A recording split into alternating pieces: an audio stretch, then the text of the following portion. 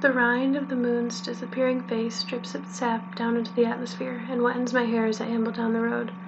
My breath hangs loosely in the air as the rain sprinkles around me, little crystals dissipating as I walk. The New England region is consistently chilly, you must know. This time of the year, the cold is a tangible presence, as our second long summer gives way to a frosty autumn. It catches your breath as it comes out of the warm basin of your body, holds it close for as long as it can before it too disappears, before the heat is eaten by this place. The brisk wind runs its fingers through my fire-red hair. The smell of the fire that lingers there tickles my nose. It still burns in the distance, the clearing barely visible now. The sprinkle of raindrops not able to reach it. The pines make sure of that. This right now is a habit I have, walking away from get-togethers. Finding silence and excitement is something I'm good at, a form of self-preservation. The less they see you, the less flaws they can pick at. My mother tells me I shouldn't ever be alone, because that is when it wakes up. The moon provides company for these rare moments of isolation. I look up at her, and I wish I could lay in her hammocked arms next to the stars until the sun once more takes reign. Things are much simpler up there.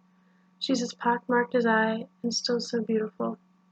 As my leather boots crack on the ice-beaten down ground, there's a little part of me I find myself thinking of, a part I haven't seen in a while. Sometimes I call it Luna.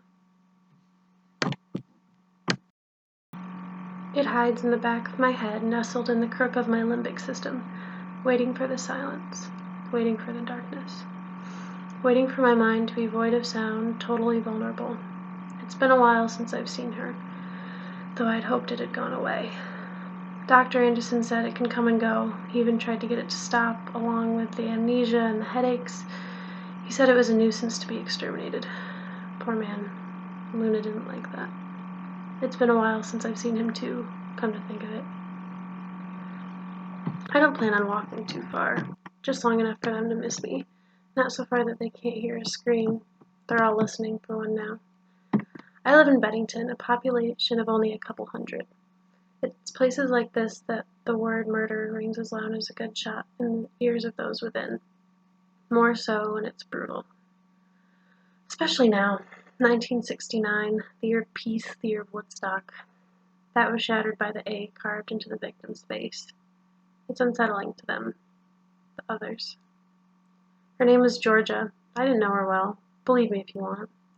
I do remember, though, that there was something off with her. She housed an anger. She let it control her sometimes, and she liked to lash out.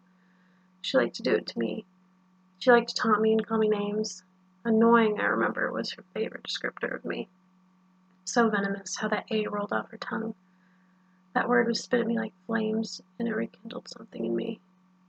Luna didn't like it. The girl may have thought I was obnoxious, but I think she's dead. It's hard to remember that night at the fountain when I found her. When we did. The crimson liquid seeping from the A, swirling and being eaten up by the water. Her lips almost unrecognizable because of the A, unable to utter anything. I'd almost forgotten. It's blurry in my head now. That happens sometimes. That must have been the last time I saw Luna.